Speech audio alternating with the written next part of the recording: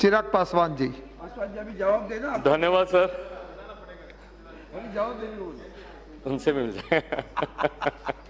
धन्यवाद सर।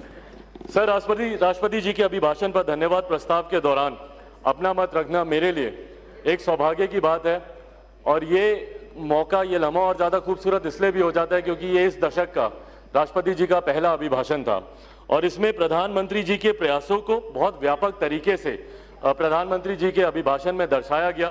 लोक जनशक्ति पार्टी की हमारी प्राथमिकता है कि हमारे जो अभिभावक आदरणीय रामविलास पासवान जी के सपनों का समाज, उनके सपनों के देश को प्राथमिकता देते हुए हमने हर उस नीति का हम लोगों ने समर्थन किया, मजबूती के साथ सरकार के साथ हम लोग खड़े रहे जहां पर सामाजिक समानता, आर्थिक समानता और विकास की तरफ जब जब इस सरकार ने मजबूत कदम उठाए, और उसी दिशा में राष्ट्रपति जी का जो अभिभाषण आया है वो उस लक्ष्य को पूरी तरीके से दर्शाता है, सरकार के सहभागी होने के तौर पर भी। और राष्ट्रपति जी के अभिभाषण में हर उस बिंदु को गहन रूप से उसका अध्ययन करने के बाद पूरी तरीके से हम लोग राष्ट्रपति जी के अभिभाषण पर आए इस धन्यवाद प्रस्ताव का हम लोग समर्थन करते हैं।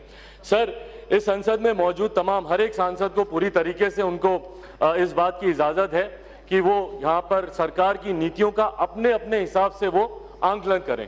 पर एक बात को सर मैं बहुत विनम्रता से और प्रमुखता से मैं कहना चाहूंगा कि अभिव्यक्ति की आजादी का मतलब देश विरोधी ताकतों की आवाज बनना कतई नहीं हो सकता है। बोलने की आजादी का मतलब विभाजनकारी तत्वों की आवाज बनना सर कभी नहीं हो सकता है। हकीकत यह है सर कि 2014 में देश ने पहली बार एक ऐसा चुनाव देखा जहां पर जात पात धर्म मजहब से उठकर देश ने पूरी तरीके से हमारी केंद्र की सरकार, हमारी एनडीए की सरकार, हमारे आज के प्रधानमंत्री आदरणीय नरेंद्र मोदी जी के विकास के एजेंडे को, उनके डेवलपमेंट के एजेंडे को उन्होंने समर्थन दिया, और उससे बढ़कर समर्थन उन्होंने 2019 में दिया, क्योंकि पिछले 5 साल में जो बातें हम लोगों ने कहीं कहीं ना कहीं वो धरातल पर उतरी। कम ज्यादा पे जरूर हम लोग बहस कर सकते हैं, पर कोई ये बोले कि पिछले 5 सालों में कोई विकास का कार्य नहीं हुआ तो इस बात को कतई कोई मानने के लिए तैयार नहीं होगा। पर हकीकत ये भी है सर कि जहां इस कार्यकाल में एक के बाद एक लंबित पड़े हुए विवादित मसले जिसके ऊपर निरंतर राजनीति होती रही, चुनाव होते रहे, धारा 370 की बात हो, 35A की बात हो, या राम मंदिर का मुद्दा हो, या फिर असम में इतना बड़ा मुद्दा, जब मैं बचपन से मैं इस बात को सुनता आ रहा हूं, बोरोलैंड का इतना बड़ा विषय वहां पर चल रहा था। तमाम इन विषयों को सुलझाया गया, और सुलझाया गया उसका परिणाम ये हुआ कि कहीं ना कहीं विपक्ष में इस बात को लेकर एक बौखलाहट भी शुरू हुई, क्योंकि अब विभाजनकारी जितने मुद्दे थे, अराजकता फैलाने वाले जितने मुद्दे थे, वो सरकार के द्वारा उसको समाधान उसका कर दिया गया। अब इनके पास वो मुद्दा नहीं है, तो मुद्दा क्या उठाया गया? सीए का मुद्दा उठाया गया। यहां पर बैठा हर एक जानकार शख्स इस बात को अच्छी तरीके से जानता है कि सीए का भारत में रहने वाले नागरिकों से कुछ लेना देना नहीं है, उसके बावजूद भी इस पर भ्रम फैलाया जाता है। निरंतर हम लोग कह कर थक गए, और जो इनको पता भी है, ये खुद जानते हैं कि भैया ये नागरिकता देने वाला कानून है, नागरिकता लेने वाला कानून नहीं है। 1955 में नागरिकता का ये कानून बना, सिटीजनशिप का ये एक्ट बना, उसके बाद सही है कि 2003 में इसमें संशोधन हुआ, एनपीआर को इसमें जोड़ा गया। पर हकीकत ये भी है कि 2010 में मनमोहन जी की सरकार में, उस वक्त के वहां के वित्त मंत्री चिदम्बरम जी के समय में, उस वक्त इसमें संशोधन कर इसमें एनआरसी को जोड़ा गया। एनआरसी का प्रावधान उस वक्त लाया गया और उसको मैंडेटरी किया गया, तो उस वक्त तो किसी ने आवाज नहीं उठाई, उस वक्त किसी की चिंताएं नहीं जागी। पर अब क्योंकि वापस से तमाम विवादित मुद्दे खत्म हो गए हैं, तो किसी तरीके से विभाजनकारी राजनीति हम लोगों को करनी है, हिंदू मुसलमान में समाज को बांटना है, तो भैया सीए का विरोध करें। क्यों? क्योंकि इसमें मुसलमान नाम नहीं जोड़ा गया। ये 3 ऐसे देशों के माइनॉरिटीज को कानून को नागरिकता देने का ये कानून है, वहां के अल्पसंख्यक समुदाय के लोगों को नागरिकता देने का कानून है, पर उसके बावजूद भारत में रहने वाले अल्पसंख्यक समाज के लोगों को जिस तरीके से इसमें भ्रमित किया जा रहा है, उनको भड़काया जा रहा है, और मासूम है वो, हकीकत है सर, मासूम है वो। उनको आप जो बात जैसे जाके जो बोल रहे हैं वो उस बहकावे में आ रहे हैं। निरंतर हम लोग हर मंच, और ये कहीं ना कहीं विपक्ष की भी जिम्मेदारी बनती है कि आप देश को आप इस तरीके से जला नहीं सकते हैं।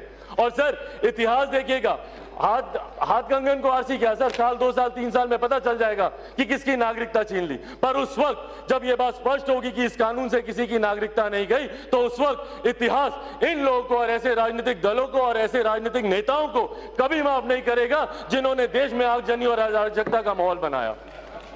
सर एनपीआर की बात है, एनपीआर में हम लोगों की भी चिंता है। हम लोग गए थे गृह मंत्री जी से, हम लोगों ने बात की, उसमें एक दो ऐसे प्रावधान है जिसको लेकर हम लोगों की भी चिंता है। हम लोगों ने बात की, उन्होंने पूरी तरीके से उसको स्पष्ट किया। उन्होंने तो यहां तक भी बोला कि उसके बाद भी अगर किसी को इस बात की शंका होती है कि भैया कोई डाउटफुल लिस्ट बन रही है, तो हम लोग फॉर्म के नीचे लिखने को भी तैयार हैं कि कोई ऐसा कॉलम जो कि नहीं भरा गया या उसमें जानकारी नहीं दी गई है, तो इसकी वजह से आपको किसी डाउटफुल लिस्ट में नहीं डाला जाएगा। मैं तो विपक्ष के साथियों से आग्रह करूंगा, बना लीजिए एक अपना प्रतिनिधिमंडल, चलिए होम मिनिस्टर के पास जाइए, वहां पे जाकर उनसे बातचीत कीजिए, जितने अपने प्रश्न उसका हल लीजिए। सड़क पर आप राजनीति कर रहे हैं, संसद आप चलने नहीं देते, यहां पे आप हंगामा करते हैं, चलिए ना होम मिनिस्टर के पास, मैं लेके चलूंगा, मैं जिम्मेदारी लेता हूं। चलिए होम मिनिस्टर के पास चल के हम लोग बात करते हैं, जितने आपके प्रश्न हैं उनका जवाब आप उनसे ले लीजिए। उसके बाद भी अगर आपको लगता है कि कहीं कुछ गलत हो रहा है तो कीजिए हंगामा। एनआरसी का लेके आपने बिना मतलब के आपने हो हल्ला मना बचाया हुआ है। हमारे प्रधानमंत्री बोल चुके हैं, भैया हेड ऑफ द गवर्नमेंट है हमारे प्रधानमंत्री, मेरा विश्वास है हमारे प्रधानमंत्री पर। जब एनआरसी अगर आएगा, अगर आपको कोई दिक्कत है तो उस वक्त आप कीजिएगा ना जो विरोध, बट इन एंटीसिपेशन कि एनआरसी आएगा तो ऐसा हो जाएगा, नागरिकता छीन ली जाएगी, इन एंटीसिपेशन आज आप देश को चलाने में लगे हुए हैं। क्यों? I am not yielding, I am not yielding, you have spoken enough, let me speak, I am not yielding to anyone. NRC जब आएगा तो उस वक्त आप इन बातों को आप उठाइएगा, पर इन एंटीसिपेशन अभी से आप देश को चलाने का काम कर रहे हैं, देश में अराजकता का माहौल फैलाने का काम कर रहे हैं, एक अविश्वास पैदा कर रहे हैं आप, और जो कि किसी भी सभ्य समाज के लिए और भारत जैसे डेवलपिंग कंट्री के लिए बिल्कुल भी सही नहीं है। इसको कतई इसको जायज नहीं ठहरा सकता। और जैसा मैंने कहा, आने वाला समय अपने आप दर्शाएगा सर कि कौन सही था कौन गलत था। सर इस अभिभाषण में कई तरीके के विकासकारी मुद्दों का जिक्र हुआ, उसको मैं दोबारा दोहराना नहीं चाहूंगा। हकीकत है कि जहां एक तरफ हमारी सरकार ने हर एक क्षेत्र हर एक वर्ग का हमारी सरकार ने ध्यान दिया, जहां एक तरफ घर में हमारी महिलाओं के स्वास्थ्य की चिंता करते हुए उज्ज्वला योजना का जिक्र हुआ, तो सरहद पर हमारे सीमाएं कैसे सुरक्षित रहे उसका भी इसमें जिक्र हुआ। आयुष्मान योजना हो, उज्ज्वला योजना हो, सौभाग्य योजना हो, हर तरीके से जहां देश के इंफ्रास्ट्रक्चर को मजबूत करने की पिछले 5-6 सालों में हम लोगों ने काम किया, तो वहीं अंतरिक्ष के माध्यम से भी कैसे हम लोग देश को सुरक्षित रखें, उस दिशा में भी इस सरकार ने कई महत्वपूर्ण कदम उठाए हैं, कई कार्य किए हैं, जिसका प्रमुखता से जिक्र मेरे तमाम साथी सदस्यों ने किया। मैं वो आंकड़ों में नहीं जाऊंगा, गिनाऊंगा नहीं कि कितने करोड़ उज्ज्वला मिले, कितने घर आवास मिले, कितने करोड़ आवास मिले, वो तमाम आंकड़े जनता के समक्ष और जनता जानती है। और इसीलिए पिछली बार से बड़ा मैंडेट इस बार हमारी सरकार को मिला।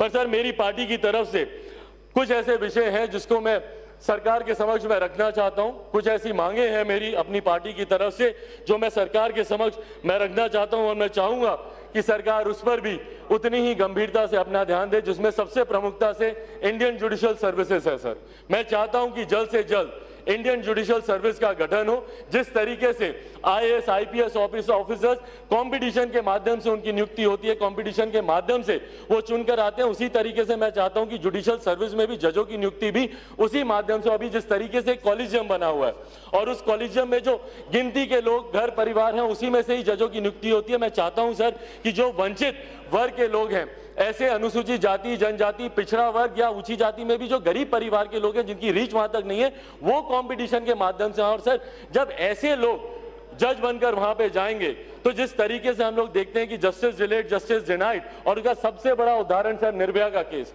7 साल से सर वो लंबे चल रहा है। मैं तो समझ के परवाह मैं सरकार से आग्रह करूंगा कि जिन कानूनों में भी हम लोग को बदलाव करने की जरूरत है वो हम लोग को बदलाव करना चाहिए। अभी तक हम लोग सुनते आ रहे थे तारीख पे तारीख, तारीख पे तारीख, तारीख पे तारीख, अब विकल्प पे विकल्प, विकल्प पे विकल्प, विकल्प पे विकल्प, एक के बाद एक दोषियों को विकल्प मिल रहे हैं अपनी फांसी की सजा से दूर भागने का, उससे हटने का। तो मैं चाहता हूं सर कि जब ऐसे वंचित वर्ग के लोग, सर घड़ी देखकर 3 मिनट मैं शांति से बैठ जाऊंगा, मैं 3 मिनट से ज्यादा नहीं, बस 2 और मेरे विषय हैं।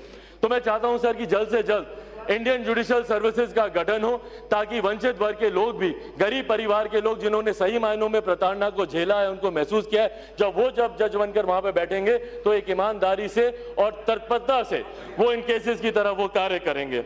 Thank you.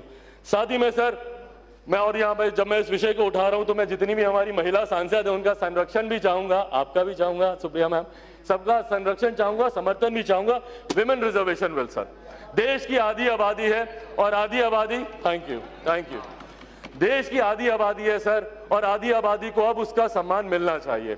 आज इतनी भारी संख्या में महिला सांसद यहाँ पर मौजूद हैं, ये दो चीजों को दर्शाता है। एक, उनका सामर्थ्य कि उनमें अकेले इतनी क्षमता है कि वो इतनी बड़ी ताकत में, इतनी बड़ी तादाद में जीत कर आई, और दूसरा देश का विश्वास उनके ऊपर जब वो महिला सांसदों को चुनकर हमारी भारत की संसद में भेजते हैं। पर मेरा विश्वास हमारे प्रधानमंत्री जी पर है कि इन्हीं के अंदर एक ऐसी इच्छा शक्ति है जो इस विधेयक को लाने के लिए चाहिए, जो कि लंबे समय से लंबित पड़ा है। उस विधेयक को संसद के सामने रखें, उस पर हम लोग गहन चर्चा करेंगे। कई बार होता है कि भैया एग्जिस्टिंग स्ट्रक्चर में कैसे उसको इनकॉर्पोरेट किया जाए, नहीं हो सकता तो 1/3 सीट बढ़ा दीजिए, उसमें भी आप और कर दीजिए अनुसूचित जाति, जनजाति, पिछड़ा वर्ग से आने वाली महिलाओं का भी रिप्रेजेंटेशन उसमें आप करवा दीजिए। बट जो भी चर्चा हो, पर मैं चाहता हूं कि यह विधेयक आए संसद में और उस पर हम लोग चर्चा करें। और आखिरी विषय सर, मैं युवा हूं और युवा वर्ग का प्रतिनिधित्व करता हूं। अगर मैं युवाओं की बात नहीं करूं तो मैं कहीं ना कहीं अपने युवा साथियों के साथ अन्याय करूंगा, जो टकटकी लगाए दिन रात देखते रहते हैं कि भारत की संसद में उनकी आवाज कोई उठा रहा है कि नहीं। जब मैं बाहर जाता हूं तो मैं उनकी चिंताओं को समझ सकता हूं, जब वो मुझे बोलते हैं कि भैया वहां पर तो हर राजनीतिक दल अपनी राजनीतिक रोटियां सेकता है, हमारी बात कौन करता है? जात पात धर्म मजहब की तो सब बातें करता है, हमारा विषय कौन उठाता है? इसीलिए सर, युवा वर्ग का प्रतिनिधित्व करने के नाते मैं उन युवाओं के तमाम विषयों को उठाना चाहता हूं। मैं चाहता हूं कि युवाओं को लेकर एक गहन चर्चा हो, बेरोजगारी का मुद्दा हो, बेहतर शिक्षा प्रणाली का मुद्दा हो, उनकी बेहतर जीवन शैली का मुद्दा हो, जो भी हो उसमें गहन चर्चा हो। और सर, अब समय है, भारत एक युवा देश है, अब समय है देश में एक राष्ट्रीय युवा आयोग के गठन का। एक नेशनल यूथ कमीशन बनना चाहिए सर। जिस तरीके से महिला कमीशन है, अनुसूचित जाति जनजाति है, अल्पसंख्यक आयोग है, तमाम तरीके के आयोग हैं, उसी की तर्ज पर एक नेशनल यूथ कमीशन बने सर, जो युवाओं से जुड़े हुए हर विषय को देखे, ताकि युवा एक नोडल एजेंसी हो, ताकि युवा वहां पर अपनी समस्या के साथ जाएं और समाधान लेकर आए। ये 3 महत्वपूर्ण मांगे सर मैं सरकार के समक्ष रखता हूं। उम्मीद करता हूं कि सरकार उसको उतनी गंभीरता से लेगी। और अंत में सर, मैं अपने क्षेत्रवासी, जमुई लोकसभा के मेरे जितने वासी हैं, उन्होंने मुझे फोन पर मुझसे मुलाकात कर बताया कि इस अभिभाषण का उन लोगों ने कितना खूबसूरती से स्वागत किया। तो मैं अपनी तरफ से, मेरे नेता आदरणीय रामविलास पासवान जी की तरफ से, मेरी पार्टी लोक जनशक्ति पार्टी की तरफ से, एक तरफ मैं हमारे प्रधानमंत्री जी और हमारी केंद्र की सरकार को बधाई देता हूं, और वहीं राष्ट्रपति जी के इस अभिभाषण का के पे आए हुए धन्यवाद प्रस्ताव का पूरी तरीके से समर्थन करता हूं। बहुत बहुत धन्यवाद सर। बहुत बहुत धन्यवाद।